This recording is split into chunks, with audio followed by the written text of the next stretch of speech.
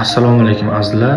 Men Mo'minjonov Otajon, Jizzax viloyati onkologiya markazida endoskopist shifokor bo'lib ishlayman. Endoskopiya bu ichki organlarni ko'radigan, ko'z bilan ko'radigan amaliyot bo'lib, o'pka, oshqozon, sidik xopa, yog'onchaklarni ko'z bilan ko'rib, aniq tashxis qo'yadigan shifokor. Keling, bugun sizlar bilan endoskopiyani bir bo'lagi FGDS, ya'ni qizil o'ngach, oshqozon, 12 barmoqli ichakdagi o'zgarishlarni ko'z bilan ko'rib chiqamiz.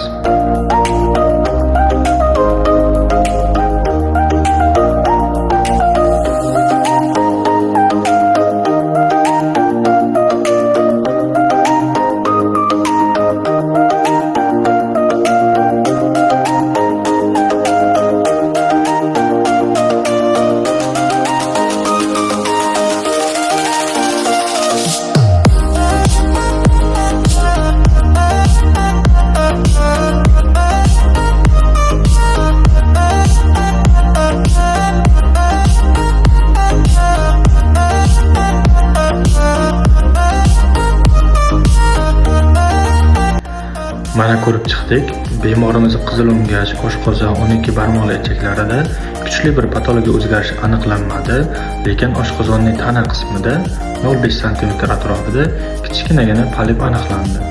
Polip bu juda xavfli narsa emas, buni nazoratda ushlab har 6 oyda ko'rib turilsa zarari yo'q.